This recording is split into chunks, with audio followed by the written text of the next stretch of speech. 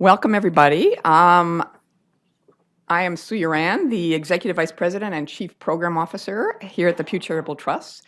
And on behalf of my colleagues, I want to welcome each of you to a discussion we're having called Global Trends, New Demographics, and Their Implications. And we're joined today by three distinguished guests, each of whom has authored a scholarly and enlightening article in our new publication called Trend. Now, Trend and the panel, who I'll introduce in just a moment, continue a long tradition here at Pew of convening scientists and policy experts from a wide range of disciplines and perspectives to share their latest research and share it with a wide audience. As our president and CEO, Rebecca Reimel, notes in her introduction to Trend, at Pew we continuously strive to live up to the spirit of openness and entrepreneurship and look to a wide range of partners and donors to join us in developing evidence-based policies to solve difficult problems and serve the public interest. Many of the challenges we face, including ocean governance and antibiotic resistance, cross borders, ignore political boundaries, and cannot be addressed by a single leader or nation. They are transnational problems, and our response must be similarly global, bringing together the best ideas, the most innovative thinking, and the most credible voices from near and far to build a better world. That's why we're calling this issue of Trend Transcending Borders. We want to emphasize that while our challenges are increasingly international in scope, so is our ability to meet those challenges. The rapid and free flow of information, often with a single keystroke, provide new opportunities to work together, to learn from each other, and to advance the cause of safer, healthier, and more prosperous communities. So these are precisely the opportunities we're being afforded today thanks to our three guests who, as I mentioned, have each contributed an article to Trend. Michael Dimick is the president of the Pew Research Center, which studies public attitudes, opinions and behaviors, demographic changes, and trends throughout the world. His article, entitled Leaving Home, tracks the number of global migrants, where they're coming from and going to, and the social, political, economic, and cultural changes that are likely to result from these mass migrations of people.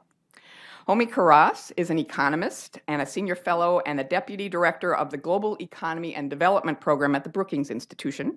In How a Growing Middle Class Could Save the World's Economy, he chronicles the expanding global middle class, including 2 billion people in developing countries, and how the expectations of a burgeoning middle class transcend national borders. Homi argues that even as expectations rise, the global middle class can thrive if leaders focus on sustainable development, education, and political freedom. Philip Jenkins is a distinguished professor of history at the Institute for Studies of Religion at Baylor University. His contribution to Trend is entitled African Faith Going Global. Philip notes that by 2050, the 9 most populous countries in Africa will have 1.2 billion people, and that these demographic changes will inevitably have their impact on the world's religious structures as the strong religiosity of African populations spread beyond our continent. I thank each of our guests for participating in what I know will be a lively, informative, and yes, trend-setting discussion. So, let's begin. And I have 2 glasses of water. All right, so, we okay? Okay. Mike, let's start with you. Your Trend essay includes Pew Research Center data on the number of global migrants, noting that migrants represent 3.3% of people today, and that today more people worldwide live outside their birth countries than ever before. So we've heard a lot about the refugee crisis in Europe and some of the refugee crisis in Europe, but what are some of the larger trends that we should be aware of? Right. Well, thanks, Sue. We're getting a lot of feedback here. It's a little hard to think. There we go. We've seen a pretty significant rise in global migration over the last 50 years or so. Today, there are an estimated 244 million people living in a country other than the one that they were born in. That's roughly a 3-fold increase over the past 55 years or so since 1960. Now, the global population has grown over that period as well, so it's, as a share of the world's population, as you mentioned, it's about 3.3% of people in the world today are living in a country other than what they were born in. That's up from about 2.5% in 1960. It would represent, if everybody lived in one place, all those migrants, probably the 5th largest country in the world after Indonesia. But of course, They don't all live in the same place. They're spread out, not evenly, but spread out all over the world. The refugee movement has gotten a lot of attention. It's clearly a big political issue and a huge humanitarian issue, but it's really only a fairly small share of this broader global migration pattern, most of which is happening for a combination of reasons.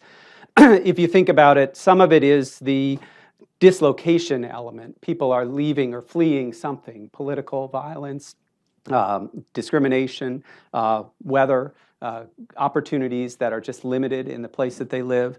That's often what's driving refugees. It's something that gets the most attention in some respects. A big part of why people move, though, isn't necessarily dislocation, but just opportunity. People seeing a differential in what's available to them or their children or their families, and wanting to try to get to a position that will be more beneficial to them, not necessarily fleeing something in particular, but moving towards something better. And the key variable in a lot of that, of course, is the cost of doing that, right? How hard is it to move from one place to the other?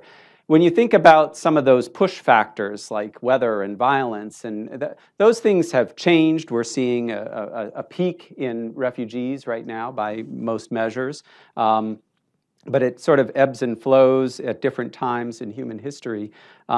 What's new in some respects now is related to that cost factor. You've seen changes in transportation. You've seen changes in technology. One factor that we're interested in is just changes in communication. It's easier to move from one place in the world to another today, even if it's very far away, and maintain your connections to home country, to family, in ways that were very, very difficult even 10 years ago, and much, much easier today. And one of the outcomes of a lot of that is one of the big changes in global migration is it's more of a move today from middle-income nations to high-income nations than it has been in recent history. Some of this reflects that you can move further today more easily, but there's still a cost to it. And some of that movement is coming not just from the lowest income segments of the world, but some of the folks in the middle-income countries who are seeing that opportunity differential. The biggest exporters today are countries like India and China, where there's a growing middle class who sees opportunities for themselves or their children, whether it's educational or otherwise. And that's a big part of what's going on in Europe as well. The refugee crisis, deservedly, is gaining a lot of attention and is an important political issue and raises a lot of concerns in countries. But it's, again, only a small share of that overall net migration. Right. So Mike's essay and what he was just talking about now talked about migrants moving for economic aspirations to join the middle class. Tell us a little bit about the global middle class. How big is it? And what kinds of growth trends are we likely to see? So speaking as a migrant who has come to join the middle class in America. I'm not the only one, may I add? In fact, we're almost a majority on this panel. I'm from Minnesota. Right. we'll add you in. Fleeing the weather, but there you go. So I think that, one of the things that we're seeing just now is something which is quite new and quite special, which is that for very long periods of time, up until, let's say, 1980, when you talked about the middle class in the world, you were basically talking about people who were living in Western economies in Japan. So it was Europe, North America, and Japan. Very few people in a real middle class in developing countries. Plenty of rich people in developing countries, especially people who own lots of or control lots of natural resources, but very few in the middle class. Today there are probably about 2 billion of them. And that's something which is quite new for those countries. And it's spread. It's in, it's in the large economies in Latin America, in places like Brazil and Mexico. It's obviously there in China, increasingly, although the numbers are still quite small, in India, because India is still, relatively speaking, quite a poor country. But lots of Southeast Asian countries, all these countries like Thailand and Indonesia and the Philippines, these are all people with sometimes hundreds of millions of people in them. And even if the middle class is a relatively small share of the population, when you start to add them up country by country, you start to get some very big numbers. The remarkable thing is that because these are the most dynamic economies in the world, so India is probably growing today at somewhere between 6 to 7%, population growth of just over 1%, so 6% in per capita terms, big movements into the cities. Most middle-class people do actually live in cities, and their incomes increase as they move to cities. That's what makes them middle class. So that's where all of the growth in the global middle class is happening. And we see a real cleavage in the world today between a middle class in developed countries, which is now stressed. The kinds of polls that Michael does shows that they are feeling much less optimistic, much less confident that hard work will get ahead, much less confident in the future of their children. And the middle class in emerging economies, which is massive, 2 billion strong now, growing at somewhere around 8% per year with this combination of urbanization and income growth in their countries, and seeing the world as a very optimistic place, hugely optimistic, life satisfaction booming, their children are getting educated, their mortality rates are pretty much identical now for middle-class populations in these countries as they would be if they were living in the United States or Europe. So from many different points of view, they are enjoying exactly the same kind of lifestyles and comforts as people have been used to in the developed economies. And the question I think that has come up is a question about is there some causality or connection between the advance of the middle class in emerging economies and the stress of the middle class in developed countries?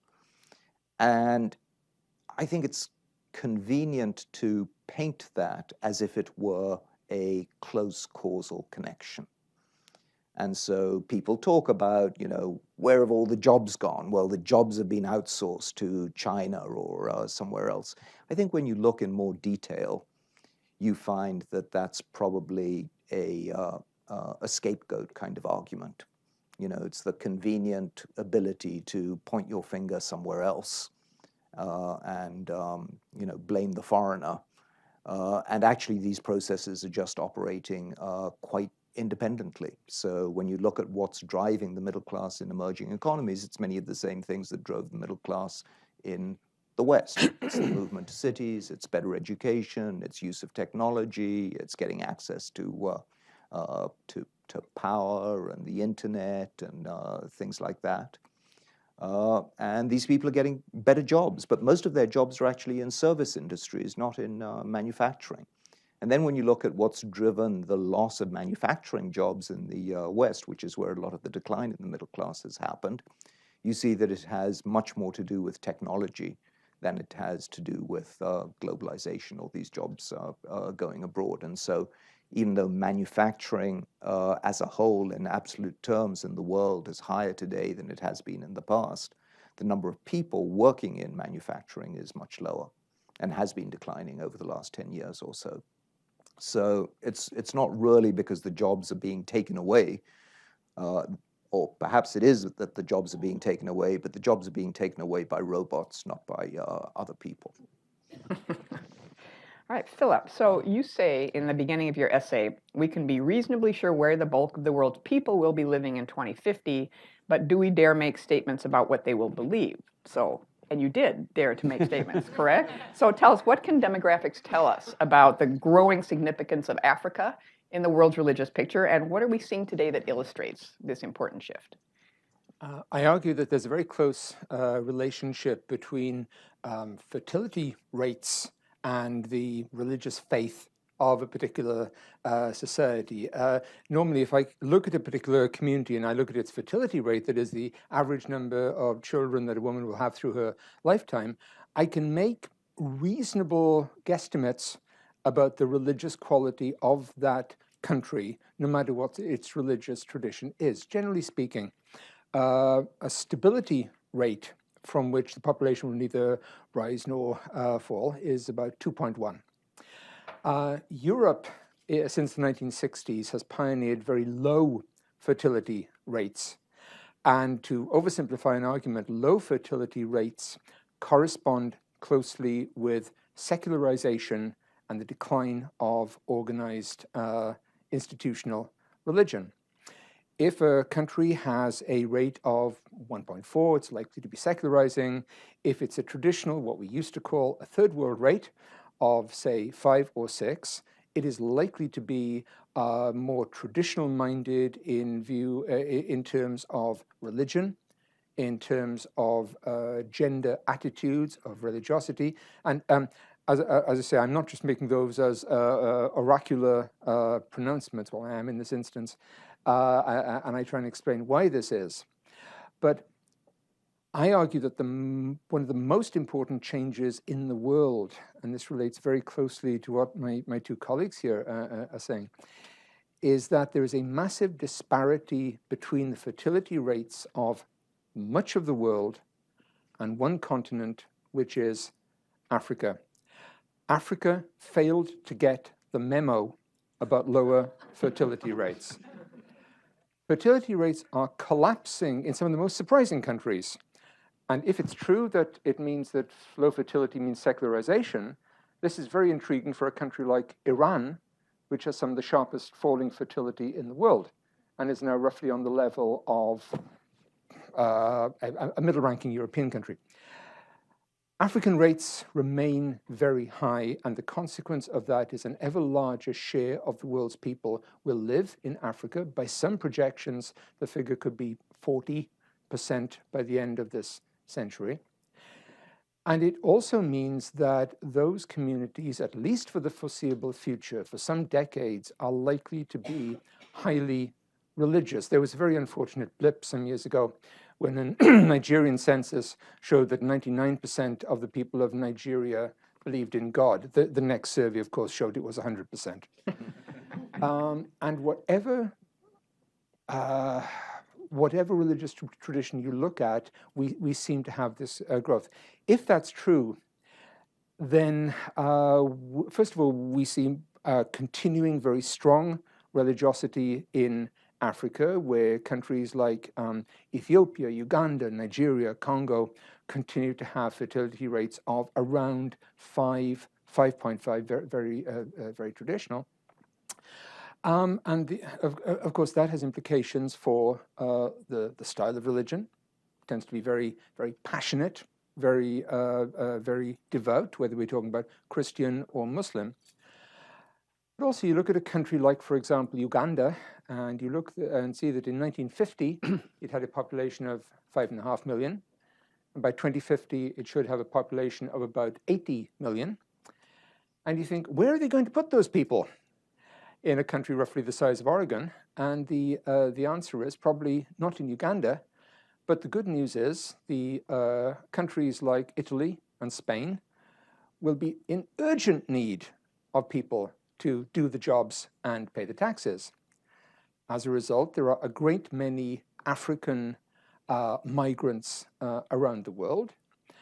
And very commonly, they take their churches, they take their religious practices with them.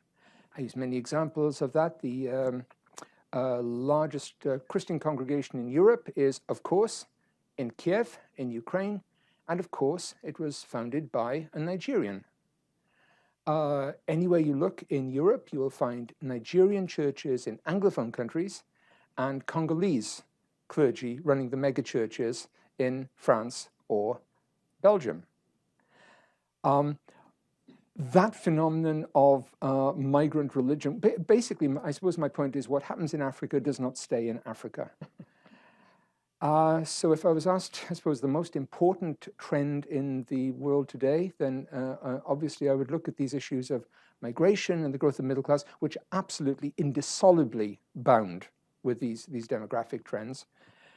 But I would say the most important one is that African rates are so much higher, and that corresponds to faith. In 1900, there were 3 Europeans for every African. By 2050, there will be 3 Africans for every European. But that figure is misleading because among the Europeans, it counts a lot of African migrants. So by 2050, Christianity, for example, will be a religion of Africa and the African diaspora. And people like myself, non-Hispanic whites, will represent about 16 or 18% of the world's Christian population.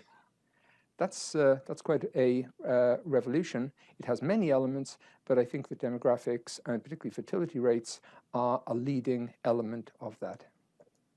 Well, let's talk about policy implications of some of these trends. Mike, you're given your research, what can you tell us about public opinion about migration and immigration here in the United States? Yeah. Well, it's a deeply tense issue, and you see obviously a lot of intense concern about immigration and migration that's not always linked to the actual, let's say, facts on the ground. While net migration from Mexico has zeroed out, if not reversed, over the last 10 years or so, we're seeing it pop up as a huge touch point in political conversations and concerns that the middle class in America has about the economic and cultural impact on themselves. I think in the US, you've seen a general movement towards openness to immigration at a general public level. The share of Americans who see immigration as a net plus to our country culturally and a net plus to our country even economically has been slowly ticking in an upward direction of seeing diversity and immigrants as a positive to this country. The latest poll we did just earlier this year, 59% told us that migrants to the U.S. do more to help the American economy with their hard work and talents. Only 33% said that it's a burden on our economy because of their impact on jobs and social safety net and so forth.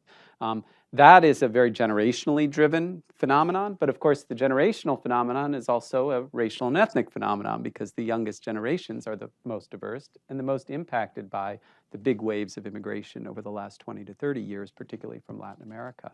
I think a lot of these same stresses and strains in the U.S. are apparent in a lot of other developed nations. You see it playing out in Europe. You see the Brexit vote, not to get ahead of the conversation, reflecting a lot of those same concerns and tensions, often linked to a combination of security concerns about whether it's potential terrorism or crime, which you see resonate with some folks related to migration, whether it's economic concerns about jobs and impact on the national economies, or whether they are cultural concerns about what it means to be American, what it means to be British, you name it. Those things are hard to pull apart because the people who feel concerned about immigration's impact on their nation tend to express a lot of those concerns mixed together, and it's very hard to piece apart how much of it is economic threat, how much of it is security, how much of it is cultural. Homie, you wrote about the impact of the rising middle class on global climate change. Is it going to create more stress, more global climate change problems, or is there a silver lining, perhaps?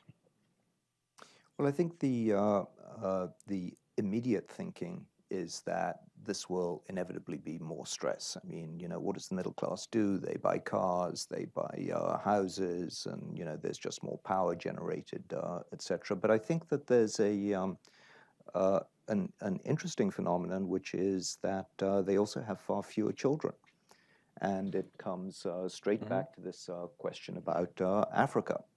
So yes, African fertility rates are now, Africa is really the only place in the world where fertility rates are at that kind of really high levels of, let's say, above 4 or 5. Everywhere else it's come down, and it's come down as a consequence of moving to cities, urbanization. You don't have that much space to have that many more children, higher income levels, and better education, especially, as it turns out, secondary education of girls. If girls have more secondary education, they tend to have far, far fewer people. And this is true within every country when you look at the sort of the fertility rates broken down by the education of women.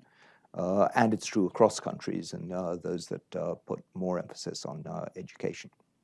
What's remarkable, I think, is just the size of some of these numbers. So I was looking at the difference between high fertility assumptions and low fertility assumptions, some of which is linked to whether the middle class actually develops or doesn't develop. And you're talking about reasonable differences in demographic projections of 2 billion people by 2100. So the low fertility projections are 9 billion people, and the high fertility projections are 11 billion people by 2100 in this, on our planet. And most of that is to do with a few large countries. So it's India and Nigeria and Ethiopia, many of them who are in Africa, where the range of assumptions about what's going to happen with fertility rates is actually quite high. So that's really, and then you have to ask yourself this question: do we think that it's going to be easier to get to the level of emissions, carbon emissions, that we think we need, which is actually close to zero net, in a world of 9 billion people or 11 billion people? And I would argue that it's going to be much easier in a world of 9 billion people. And we're not going to get to that world by forcible means, shall I say. So let's get to that world by voluntary means. And most of those means do have to do with how do we actually create the conditions where people want to have smaller families and then have access to the kind of healthcare that would enable them to have those smaller families. And that has to do with all of the things that we talk about as the middle class and the evolution of the middle class and what a middle class family looks like. So I think, it's what's interesting to me is that in all of the discussions at COP21 in Paris about climate change and what's happening, there wasn't a single mention of education. No mention of fertility. All these things are thought of as being trends that are happening as, almost exogenous. They're written in stone. They just happen. There's somebody at the UN who cranks out these numbers, but we kind of know what's going to happen. We don't. And, once we start to have these relatively longer time perspectives, that's when you need to start to really think about how do we drive and change demographic changes, including how do we change people's behavior. So back to Africa, if you sort of, the projections that you're looking at, how much do they shift based on sort of how you think about secondary education provision for girls, for women in particular? You mentioned the high and the low fertility projections. One of the interesting things that has happened in the last decade is that the projections for Africa have veered consistently now to the high. People were hoping that the great shift in fertility rates would happen. They're now saying, no, not for another couple of decades, which is why we're getting these extremely high rates. One of the odd things about many African countries is you are getting a lot of real middle-class growth. You're getting a lot of real development in a country like Ethiopia, for example. But what's interesting is that you would think as more and more women are drawn into service industries, they're drawn into the workplace, that you would get a very steep fall in birth rates. And you're not. It's not yet managing to overwhelm those deeper underlying traditions, which is strange because it is in so many parts of the world. You mentioned India. Half the states of India now have fertility rates which are comparable to that of Denmark, which is extremely strange. And the other half are working very hard to counteract this. But that is one of the strange things in the world. I'm sure that in Africa in 20 years, you will get this shift. But by that point, there will be, what's the present estimate, 2.2 billion Africans by 2050. Oh, and that then also has other implications, which means that we are now living in the greatest ever age of urbanization, and it's going to be in Africa in the next 30 years. Did you want to jump in? Sorry. Yes. Yeah, no, I just wanted to say that, at least for me, one of the big hopes is that the progress in infant and child mortality now, including in Africa, has been really dramatic. And that's only really happened in the last 5 to 10 years. Yes. And that is sometimes an early marker of when the demographic transition will happen. So, and this is happening, incidentally, in pretty much across the board. So it's happening for the first time in very poor countries. And it's associated with things like vaccination rates and bed nets and, all of the fairly simple technologies that we now know really work for bringing down mortality rates. So if that happens, then maybe we'll start to see some of these, some of the changes in fertility rates that have long been hoped for. But of course, it's got to be accompanied by all kinds of other things. And there's been so much focus in the world on basic education, basic needs. But if you really want to affect demographic changes, you've got to talk about secondary education. And of course, secondary education has to follow from basic education. But I think that there has to be a little bit of a mindset change in what it is that we are wanting when we talk about development. And it's not just raising people up to some bare minimum threshold. It's really talking about the much broader set of opportunities that they can take advantage of. I was talking about religion as a topic, and I don't want to present it as almost, oh yes, there's an incidental byproduct there, which is this religious growth. If you want to affect development, if you want to affect education in any one of these African countries, either you work through religious organizations or you do not work, because the states are so inadequate for this. So religious growth, religious organizations, the history of religious institutions is so pivotal to all these factors. And I would even mention something here which might sound completely bizarre. You've probably seen material about prosperity churches around the world, which seem to offer these miracles. You give your tithes and you are driving a Mercedes. And it's so easy to make fun of these. Those churches in many African countries offer some of the absolute best education in living in cities, in living without going into debt. And they are teaching forms of what you can only call Victorian thrift. And accompanied by that, they preach a revolution in gender attitudes. And I ideally wish I'd invented this phrase, but I did not. In Latin America, they were famous for teaching a reformation of machismo. In other words, if you want a revolution in gender attitudes, you look at the religious organizations.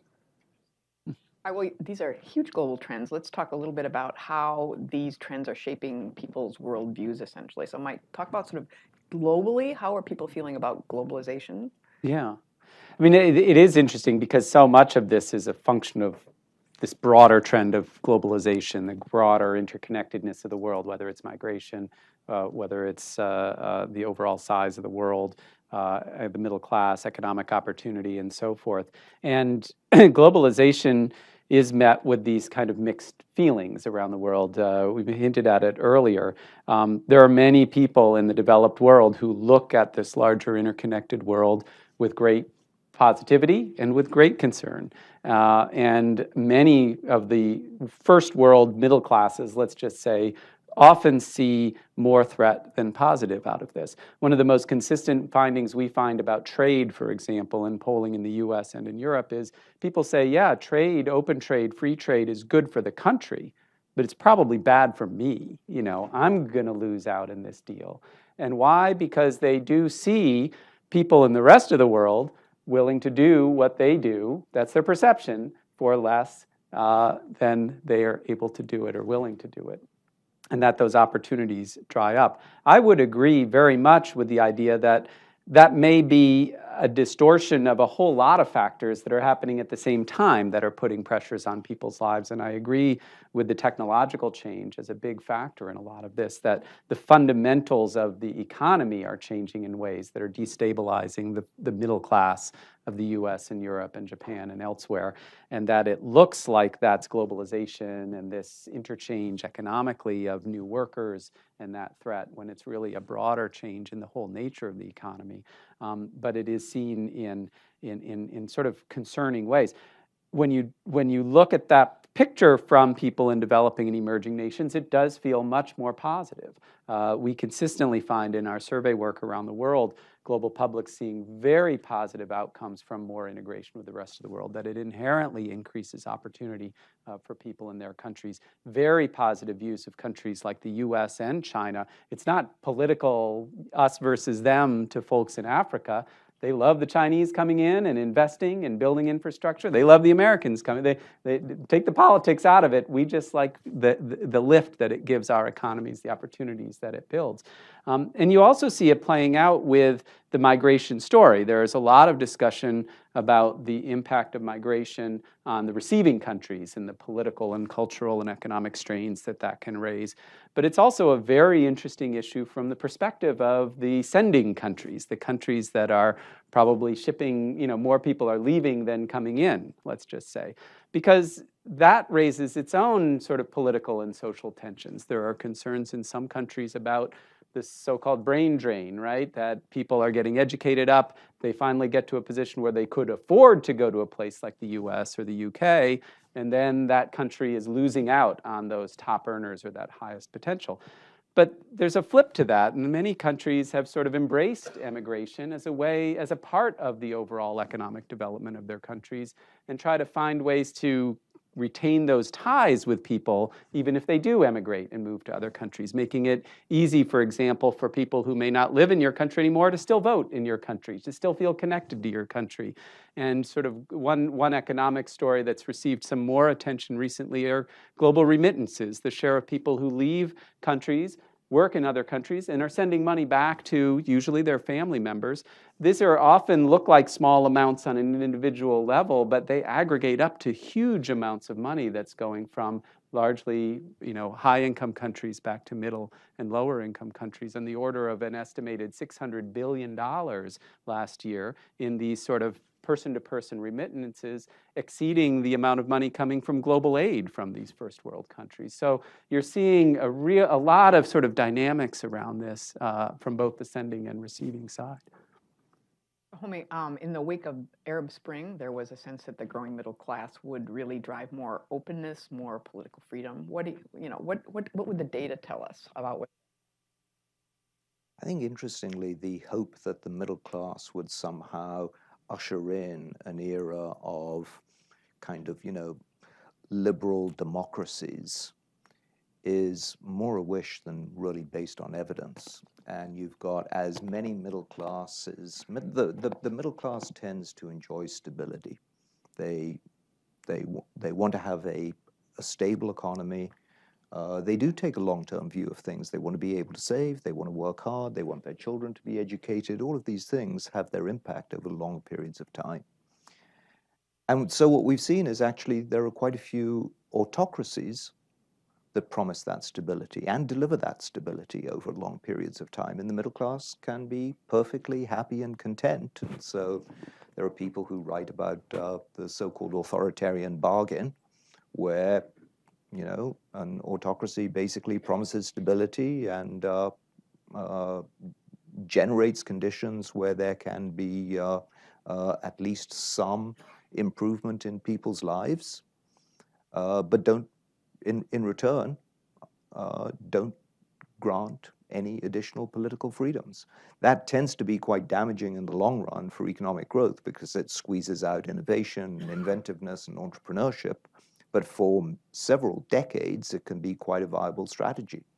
And I think what you saw in the Arab Spring was, to some extent, exactly that. The middle class in some of these countries, like Egypt, basically backed off from the revolutions that they'd helped to instigate, and came back saying, oh my goodness, what we actually really want is stability. And so, they have returned to a situation where you have probably a much more stable but more autocratic government. And you see that same trade-off of autocratic governments promising stability in many countries across the world, including many countries in Africa, and where leaders who originally might have been elected on a popular platform are constitutionally extending mandates and terms and things like that, and believing that they are the only people who can deliver the kind of stability that would take them there.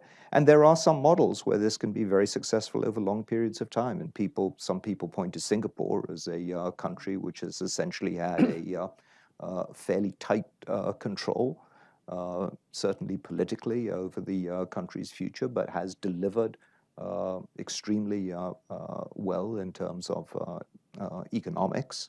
And obviously, many people talk about China in exactly the same light. But it does put increasing strain on those autocracies. I mean, that growing middle class is more engaged. They're expecting higher quality in terms of you've got to constantly deliver infrastructure, more and educate, more, right. and raise your the game demands all are the there, time. right? So it causes an evolution of that It certainly autocracy, does. but not necessarily democracy. Yeah. How about people of different faiths? How are they viewing these larger global trends? Oh my, very hard to generalize about that, because so many different examples. We talked about the reaction to globalization. I sometimes argue that if you want to understand what we call, Islamist terror around the world, you get this wonderful paradox where the movement is so driven by hatred, resentment, resistance against globalization by people who failed in the process. And yet the way they stake their claim in it is by using the most sophisticated, globalized technological forms. That's such a classic paradox. Mm-hmm. Why don't we take a minute or two and maybe see if there are questions from the audience? And could you introduce yourself? And I think, do we have a mic coming? Stuff. The Panama Papers sort of reminded us all about a global set of interlocking, but sometimes disconnected tax policies. So I wondered if you guys had thought at all about what the implications are at that level. I mean, we see the OECD trying to harmonize things. Where might this take us? I mean, it's interesting. From an economic perspective, that increasing global integration can create a lot of strange dynamics for countries to play games with taxes or find people to find ways around them. I guess one thought that comes to my mind is that there's a great deal of resistance in many countries to increasing rules or regulations that are even more distant from their perceived control. I mean, that's what we're seeing a lot in Europe right now, is that sense that while there may be a lot of inefficiencies and problems around always nationally driven policies, whether it's tax policy or other policies, the efforts to try to put those under a broader rule to try to even out those collective action problems, let's just say, and create some consistency, often can lead to backlashes in the countries who then feel that decisions are being made that are completely outside of their control. And this is linked to this broader concern around a lack of faith in institutions, whether they're political institutions, economic institutions, even religious institutions in many first world developed countries, who feel disempowered by the decision-making process, feel that the game is rigged, whether it's the economic game, whether it's the political game, and then are very easily brought to feel very suspicious about those things that are happening in ways that are outside of their control.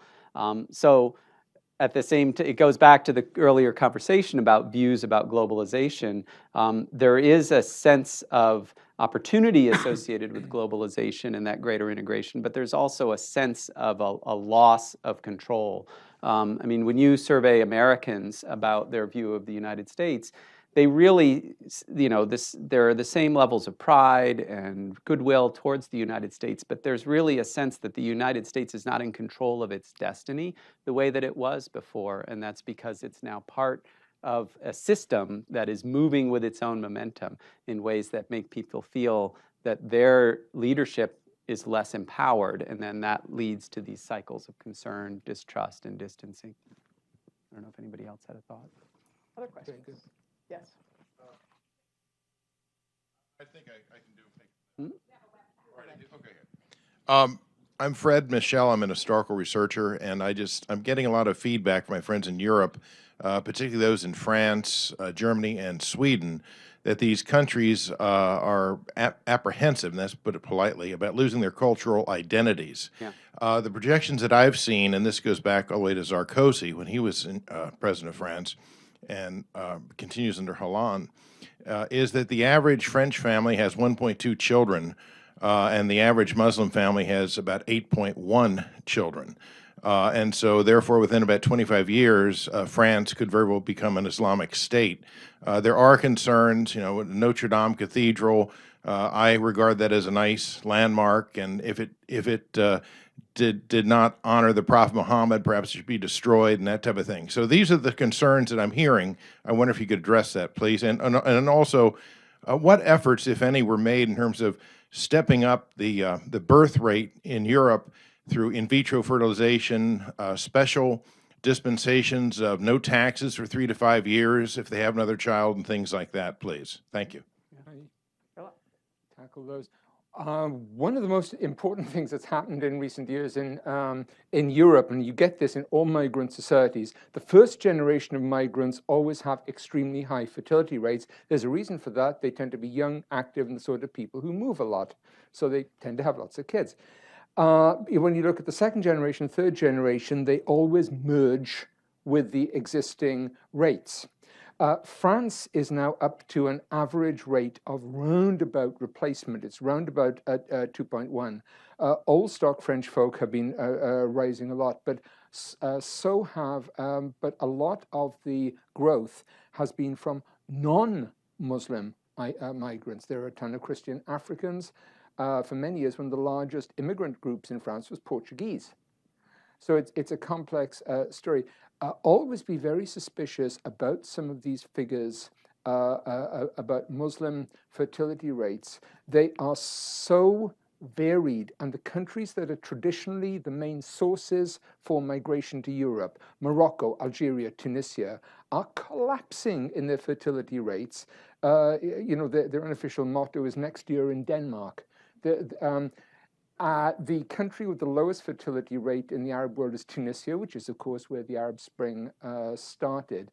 And so much of this is happening not because Europe is becoming Arabized and Islamized, but large parts of the Arab Maghreb are becoming Europeanized. And what you're getting is a homogenization of birth rates. The likeliest high projection for Islamic populations in Europe by 2050 is round about 15 to 20%, which is way higher than it was a few years ago. But when you look at the scale of minority populations in a country like the US, it's not that high. So I would always urge a lot of caution with figures about, quote, Muslim birth rates, because there aren't any. There are some countries with very low Muslim rates. There are some countries with very high Muslim rates. And I would argue that one of the most important trends in the world today, if you have any interest in Islam, is the collapse in fertility rates in some countries, not others, thus creating a two-tier Muslim world. And the other issue is countries like France, when they run out of migrants from places like Tunisia, where do they get their migrants? And they have to dig deeper and deeper into Christian Africa. So France becomes darker in skin, but not so much Islamicized, which is my view. Other questions? Yes, back here.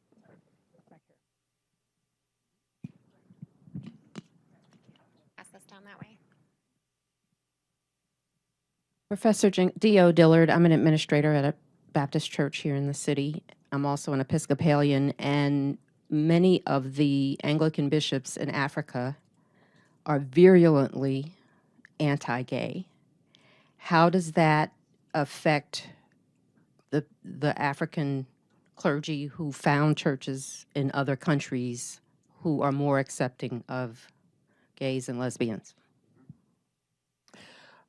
If you study religion around the world, that is one of the most significant factors, the division between the churches that are growing very, very fast and those that are declining. If you look at the Anglican Communion, for example, by 2050, they'll probably have something like 150 million members, overwhelmingly in Africa and Asia. By the way, that is true of all denominations. The Anglicans were unfortunately the bellwether to this. I too am an Episcopalian. Please save your pity. I know. And that's a crucial trend. Arguably more important than that is now hitting the Roman Catholic Church in a very big way. If you looked at the recent synod on the family, there's a very sharply growing division over issues of family, gender, sexuality. You also put your finger on a key point when you talk about African churches, for example, or South Asian churches that operate in Europe and North America. Rather, as happens with the demographics, inevitably over time, they merge with the larger society. The pressure of living in an American or European culture is so enormous that they come to share that over time, even if there are new migrants, new arrivals. So my short answer would be that your Anglican churches over time, for example, or your Baptist churches, or whatever, would increasingly liberalize in the West, but not in Africa. I think we have time for one more question. Anybody? Yeah. Here. I'm Ash Shahri, an intern at Stimson Center. So Professor Jenkins mentioned that the fertility rate is proportional to religious belief, and that may mean that the world's population, a larger portion of the world's population, will be increasingly religious as time goes by. Can we then reasonably fear that the world will be more susceptible to religious extremism and terrorism from that? Yeah, that is one outlook. What I would stress is religious fervor comes in many different forms, and over time, what I would suggest is that as, for instance, very new Christianities in Africa become better established, they become more diverse. They develop more of the kind of spectrum that you might find in older societies. I do not want to exaggerate the religious fervor and religious conflict angle, because in so many parts of the world, Christians and Muslims jog on together very happily. Particularly in large sections of Africa, there are some countries in the world, some specific countries that do frighten me greatly.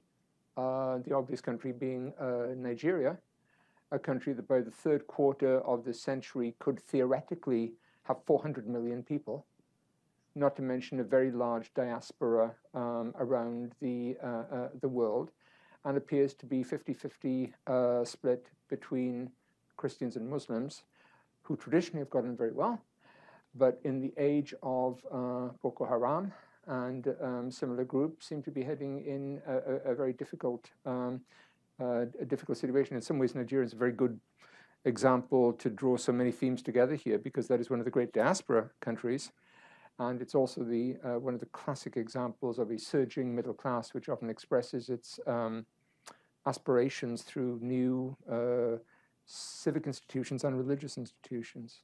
But so I hate to end this on a pessimistic note. With that, we will be having a reception downstairs on the 9th floor. You are all welcome to join us, continue the conversation with our panelists and with each other. So let me thank the panelists and thank all of you for coming.